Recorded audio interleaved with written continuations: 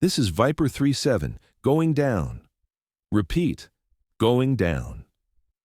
Lieutenant Kinsley Parker's voice remained steady even as her FA-18 Super Hornet disintegrated around her, struck by a surface-to-air missile over hostile territory. At 28 years old, with dark brown hair tied back in regulation style and green eyes that had logged more than 600 combat flight hours, she'd trained for this exact scenario at the Navy Fighter Weapons School. But training for ejection was different from actually pulling the handle at 15,000 feet over enemy territory, watching her aircraft explode in flames while she descended toward a landscape controlled by forces that would kill her on sight. Her survival kit contained basic medical supplies, a radio with limited battery life, emergency rations, and a signal mirror. What it didn't contain was ammunition. Her sidearms magazine had been damaged during ejection, rendering her primary defensive weapon useless. She landed behind enemy lines in mountainous terrain 30 miles from friendly forces, with no way to defend herself and enemy patrols already converging on her position. What Kinsley didn't know was that a SEAL team commander named Jake Sullivan was monitoring her emergency beacon and making a decision that would violate every protocol in the book. He was taking his helicopter deep into enemy territory to bring her home, regardless of the orders telling him to stand down. Lieutenant Kinsley Parker had been flying combat missions off the USS Abraham Lincoln for 8 months when her aircraft was hit by an enemy surface-to-air missile during a strike operation against terrorist training facilities in hostile territory. The mission had been routine, a 4-ship strike package conducting precision bombing runs against targets that intelligence had identified as critical to enemy operations. Kinsley was flying as Viper 37, providing escort for the strike aircraft while maintaining situational awareness of potential threats in the airspace. But intelligence had missed a mobile SAM battery that enemy forces had positioned specifically to target American aircraft operating in the region. The missile warning system gave Kinsley approximately 3 seconds of advance warning before the SA-15 surface-to-air missile struck her FA-18 Super Hornet's left engine with devastating effect. Viper 37 hit. I'm hit. Left engine on fire. Hydraulics failing. Losing flight controls. Kinsley fought to maintain control of the aircraft as warning lights illuminated across her instrument panel, and the stick became increasingly unresponsive to her inputs. She'd trained for emergency procedures hundreds of times during her career, but the reality of a catastrophic aircraft failure was far more intense than any simulation. Viper 37, this is Strike Lead. What's your status? Kinsley assessed her situation with the clinical precision that separated professional aviators from people who panicked during emergencies. Left engine destroyed, right engine overheating from compensating for the loss, hydraulic systems failing, flight controls deteriorating, and her aircraft was losing altitude rapidly. Strike Lead, Viper 37, I'm not going to make it back to the carrier. I'm ejecting in 30 seconds. Position is approximately 30 miles northwest of target area. Roger, 37. SAR assets are being scrambled for your recovery. Activate your emergency beacon after ejection. Kinsley ran through her ejection checklist with practiced efficiency. Secure loose items, check harness, prepare for ejection sequence, maintain aircraft control until the last possible moment. She guided her dying aircraft away from populated areas, ensuring that when it crashed, it wouldn't endanger civilians on the ground. This is Viper 37, ejecting now. She pulled the ejection handle, initiating a sequence that had been designed to save her life, but would leave her in one of the most dangerous situations any pilot could face, alone in enemy territory with hostile forces actively searching for her.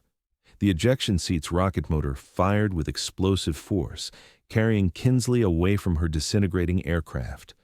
The wind blast was intense, the G-forces were crushing, and for several seconds she experienced the violent chaos that came with emergency ejection from a supersonic aircraft.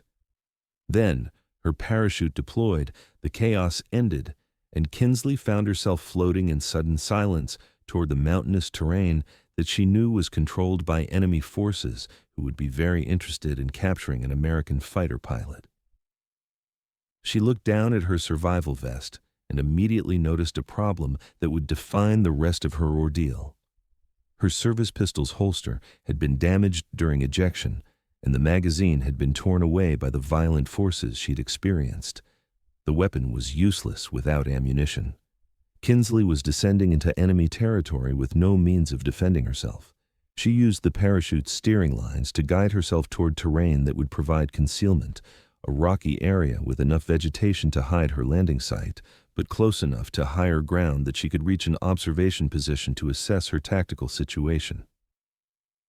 As she approached the ground, Kinsley prepared for a parachute landing fall using techniques she'd practiced during survival training. The landing was rougher than she'd hoped. The terrain was rocky and uneven, but she managed to avoid serious injury. Within seconds of landing, she was gathering her parachute and moving toward concealment. Every minute she spent exposed in the landing area was a minute that enemy forces could use to locate and capture her. She found a cluster of rocks that provided cover and began conducting an inventory of her survival equipment. Emergency radio with approximately 12 hours of battery life, basic medical supplies, 2 days of emergency rations, water purification tablets, signal mirror, and the useless pistol with no ammunition. Kinsley activated her emergency beacon and keyed her survival radio. Any station, this is Viper 37. I've ejected and am on the ground in hostile territory. Position is approximately 30 miles northwest of target area.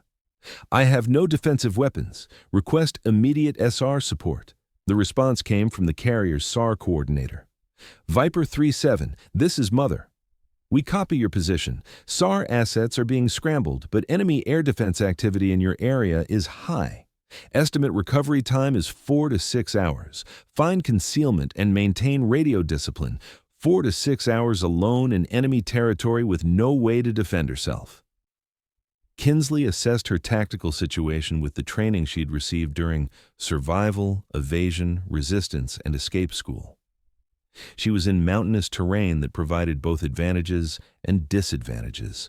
Good concealment, but difficult movement, multiple observation points, but also multiple positions where enemy forces could spot her. She needed to move away from her landing site before enemy patrols converged on the area, but she also needed to maintain her position close enough that rescue forces could reach her when extraction became possible. Using terrain features for concealment, Kinsley moved approximately 2 kilometers from her landing site toward higher ground that would give her visibility of potential enemy activity while keeping her hidden from observation. As she moved, she could hear vehicles in the distance, enemy forces responding to reports of an American aircraft being shot down and beginning their search for the pilot. Kinsley found a position among large boulders that provided excellent concealment and good visibility of the surrounding terrain. She settled in to wait for rescue, knowing that the next several hours would test every survival skill she'd ever learned.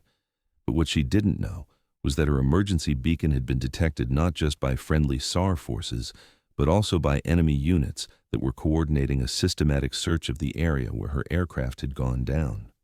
20 miles away, at a forward operating base where American Special Operations Forces were conducting counterterrorism missions, Navy SEAL Commander Jake Sullivan was monitoring radio communications when he heard Kinsley's emergency call.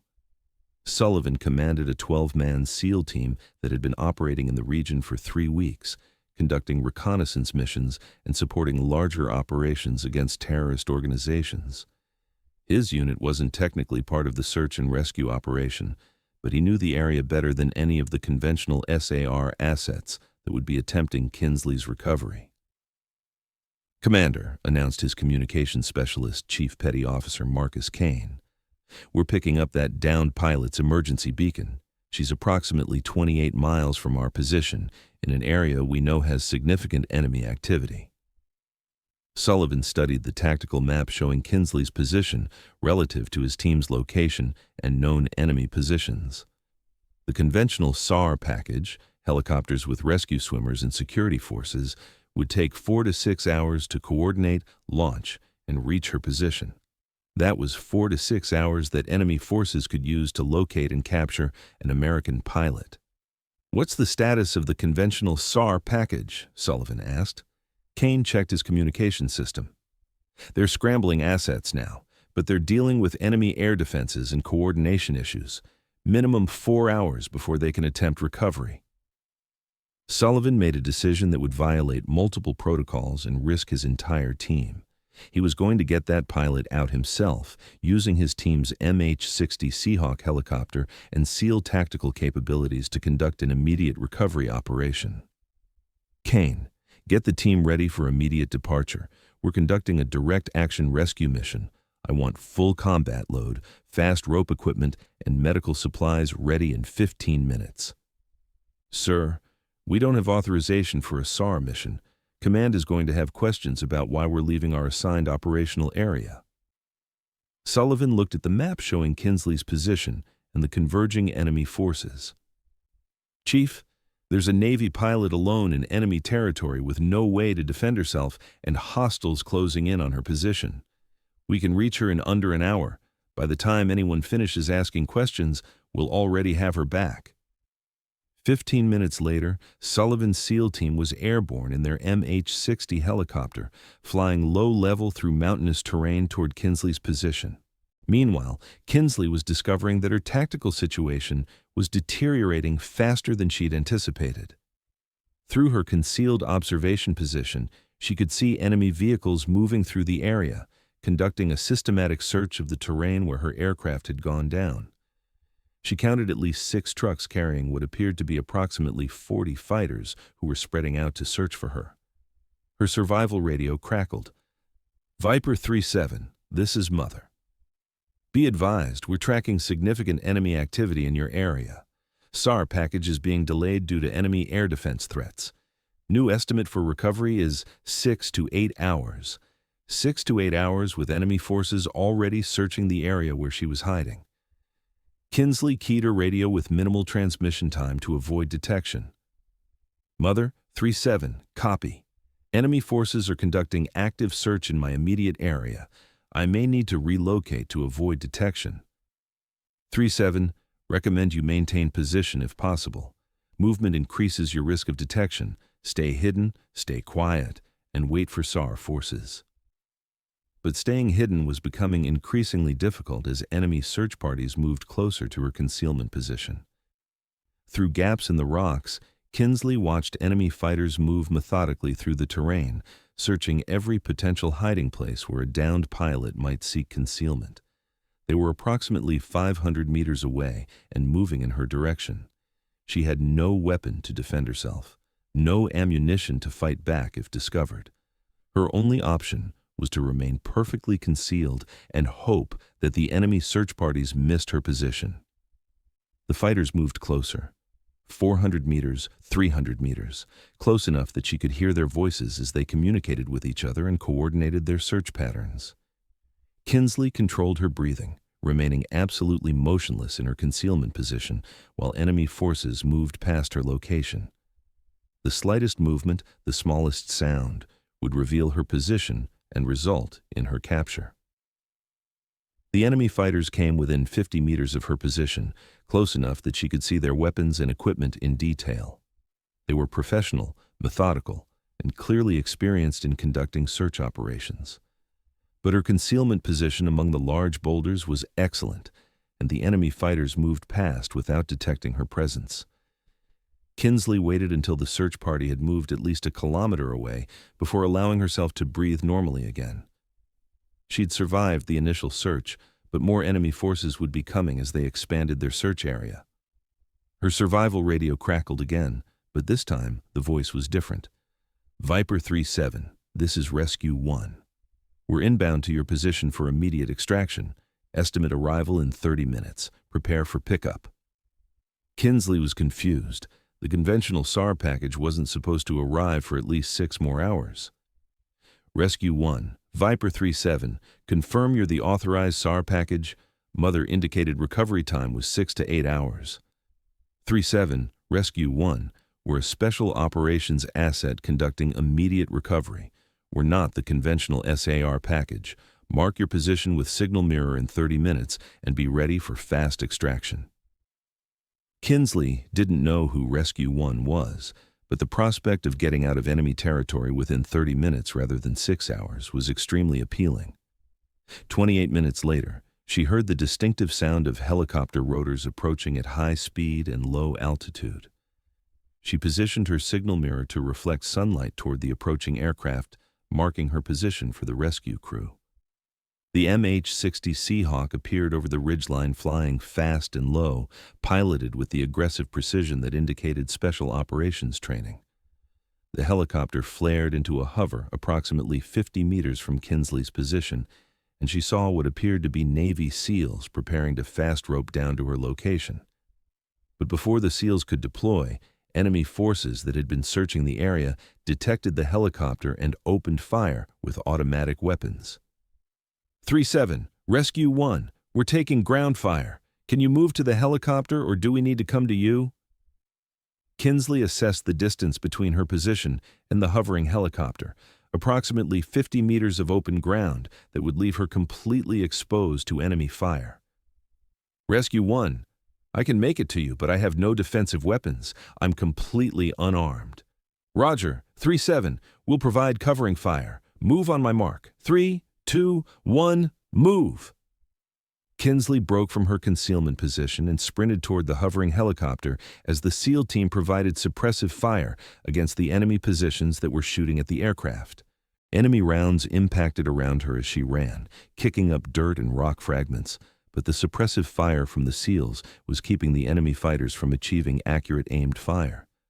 She covered the 50 meters in what felt like both an eternity and an instant, reaching the helicopter's side door where SEAL team members grabbed her and pulled her aboard, even as the aircraft was already moving away from the landing zone. Go! Go! Go! Commander Sullivan shouted to the pilots as enemy fire intensified around the aircraft. The MH-60 accelerated away from the landing zone, flying low level through mountainous terrain while enemy forces continued shooting at the departing helicopter. Inside the aircraft, Kinsley found herself surrounded by Navy SEALs who were providing security and ensuring that she wasn't injured during the extraction. Commander Jake Sullivan, who had violated multiple protocols to conduct her immediate rescue, approached her with a slight smile. Lieutenant Parker, I'm Commander Jake Sullivan, SEAL Team 3. Welcome aboard. Are you injured? Kinsley, who was experiencing the adrenaline crash that came after surviving ejection, evading enemy forces, and being extracted under fire, managed a tired smile. No, sir, I'm not injured. Just very glad to see you. When Mother said rescue was 6 to 8 hours away, I thought I was going to be spending a lot more time hiding in those rocks. Sullivan nodded. We were operating in the area and heard your emergency call. Figured we could get to you faster than the conventional SAR package. Sometimes it's better to ask forgiveness than permission. Chief Kane, who was monitoring communications, interrupted their conversation.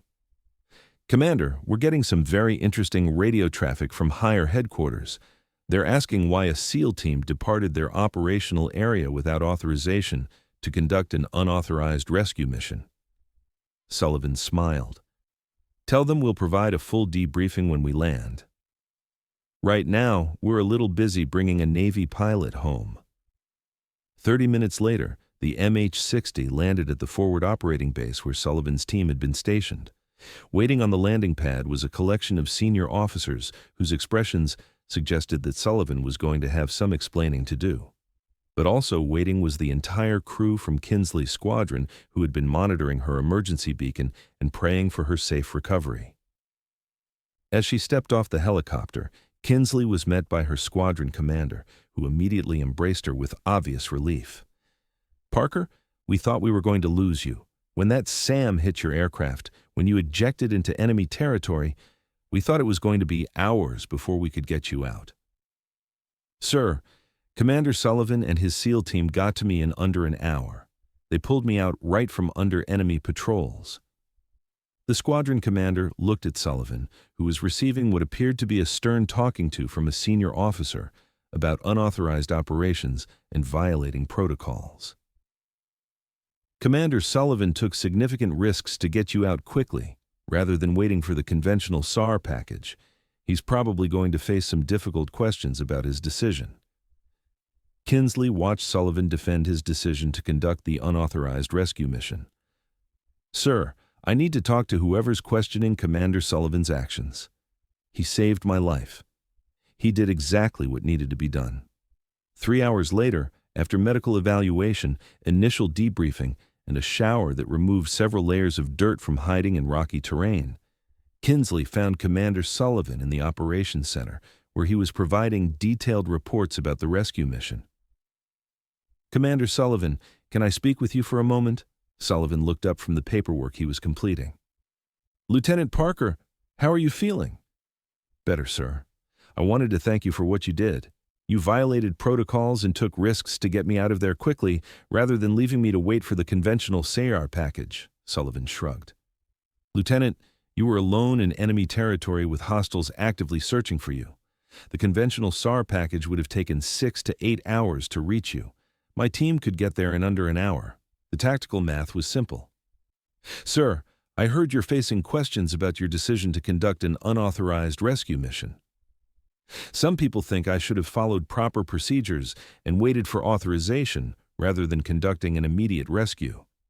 They'll get over it." Kinsley smiled. "Sir, for what it's worth, I think your decision was exactly right. If you'd waited for authorization, enemy forces probably would have found my position before rescue arrived." Sullivan nodded. "That's what I told the senior officers who are questioning my judgment. We'll see if they agree." 1 week later, Commander Jake Sullivan received 2 notifications that defined his career in very different ways. First, he received an official letter of reprimand for conducting unauthorized operations outside his assigned operational area and violating established protocols for search and rescue missions. Second, he received the Navy and Marine Corps Medal for heroism in saving the life of a fellow service member under hazardous conditions. The letter of reprimand would go in his permanent record and probably affect his future promotion opportunities. The medal would go on his uniform and represent the fact that he'd saved a life when it mattered most. When asked which one he thought was more important, Sullivan's answer was simple. "The letter of reprimand is about following rules. The medal is about saving lives. I'll take the medal every time." Lieutenant Kinsley Parker returned to flight status 3 weeks after her ejection and rescue. Her first flight back in an FA-18 Super Hornet was emotional. The memory of her aircraft being destroyed by a surface-to-air missile was still fresh. But her training and professional determination allowed her to overcome the psychological challenges that came with returning to combat aviation after a traumatic incident. But more than just returning to flight status, Kinsley became an advocate for the kind of rapid response rescue operations that had saved her life. During a presentation at the Naval War College about combat search and rescue effectiveness, she spoke directly about her experience. "When I was sitting in enemy territory with no ammunition and hostile forces searching for me, the difference between a 6-hour wait for rescue and a 1-hour extraction wasn't academic. It was the difference between capture and freedom, between becoming a propaganda tool for terrorists and going home to my squadron." Her testimony, combined with Sullivan's after-action reports and analysis of the rescue operation, led to significant changes in how the Navy approached combat search and rescue missions. New protocols were developed that gave special operations forces more authority to conduct immediate rescue operations when they were better positioned than conventional SAR assets. Training programs began emphasizing rapid response over perfect coordination.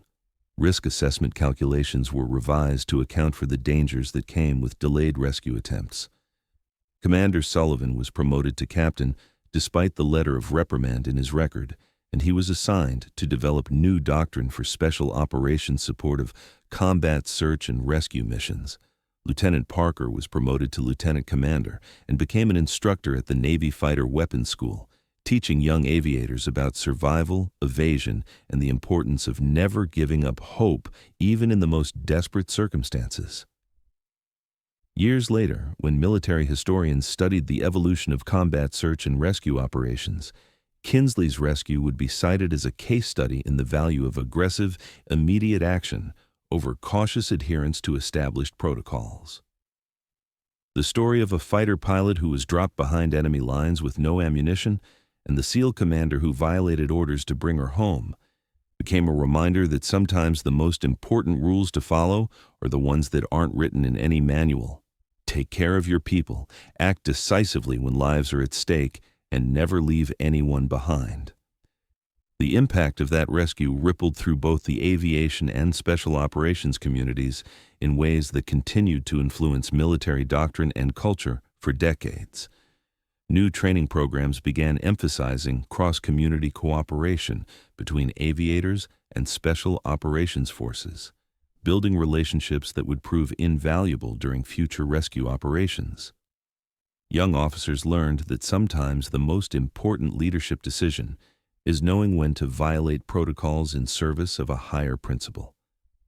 Kinsley Parker's experience as a pilot who survived ejection into hostile territory with no defensive capabilities led to modifications in survival equipment and procedures. Ammunition retention systems for pilot sidearms were redesigned to prevent the kind of magazine loss she'd experienced. Emergency locator beacons were upgraded with better security features. Survival radios received improved battery capacity and signal encryption, but the most significant impact was cultural rather than technical. The rescue demonstrated that the traditional boundaries between different military communities, fighter pilots and special operations forces, conventional units and elite teams, protocol followers and risk-takers, could and should dissolve when lives were at stake. Captain Jake Sullivan, who had risked his career to conduct an unauthorized rescue mission, became a legend within the special operations community. His decision to act immediately rather than wait for approval became a case study taught at every level of special operations training. Sullivan's choice, as it came to be known, represented a leadership philosophy that prioritized mission success and teammate welfare over career safety and bureaucratic approval. Young SEAL officers learned that sometimes the most important question wasn't, "Do I have authorization?" but rather, "What needs to be done? And am I in the best position to do it?" Commander Parker, who had kept her calm and maintained her tactical awareness during the most stressful experience any pilot could face, became equally legendary within the aviation community. Her survival story was taught not just as an example of proper SERE techniques, but as a demonstration of the mental toughness required to perform professionally under conditions that would break most people. Parker's hour, as the 60 minutes between her ejection and rescue came to be known, represented the absolute minimum standard for combat search and rescue response times. Units competed to demonstrate they could achieve even faster response times. Training exercises emphasized immediate action over perfect coordination. The relationship between Kinsley Parker and Jake Sullivan evolved from pilot and rescuer to mutual respect between warriors who understood the importance of decisive action when lives were at stake. They remained in contact throughout their careers, occasionally working together on projects that bridged the gap between aviation and special operations communities. At Sullivan's promotion ceremony to Rear Admiral, Kinsley was invited to speak about the rescue that had defined both their careers. Admiral Sullivan violated multiple protocols and risked significant career consequences to rescue a pilot he'd never met, she told the assembled officers and dignitaries. He did it because he knew that waiting for perfect authorization meant leaving someone behind. That decision, to act immediately, to accept personal risk, to prioritize the mission over the paperwork, represents everything that makes our military effective. She paused, then continued. When I was sitting in enemy territory with no ammunition and no way to defend myself, watching enemy forces search for my position, I didn't need someone who followed every rule perfectly. I needed someone who understood that rules are tools for accomplishing missions, not obstacles to doing what's right. Admiral Sullivan understood that distinction, and it saved my life. Sullivan, who had spent decades leading special operations forces in some of the most dangerous missions America conducted, responded simply, "Commander Parker kept herself alive through professional skill and mental toughness during her hour in enemy territory. My team just provided the transportation, The real heroism was hers, surviving ejection, evading enemy forces, maintaining tactical awareness, and never giving up despite being unarmed and alone. We just finished what she started. The story of Kinsley Parker and Jake Sullivan became more than military history. It became a reminder that excellence in service sometimes requires violating the rules that exist to prevent mediocrity. Young officers learned that protocol is valuable, but not more valuable than the people you serve with.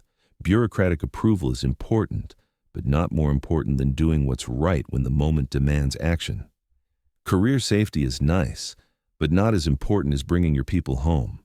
Most importantly, they learned that the most dangerous person on any battlefield isn't necessarily the one with the most firepower or the most authority. Sometimes it's the one who understands that true leadership means making the hard choice when everyone else is still asking for permission. Kinsley Parker had been dropped behind enemy lines with no ammunition. Jake Sullivan had violated orders to bring her home, and in doing so, they had proven that sometimes the most important rules are the ones that aren't written in any manual. Take care of your people, act decisively when lives are at stake, and never leave anyone behind. Because when everything is on the line, when lives hang in the balance, when the difference between success and failure is measured in minutes rather than hours, the only thing that matters is the courage to do what needs to be done, regardless of what the protocols say. Thanks for watching. If you like this video, you can subscribe to see more incredible stories like this one.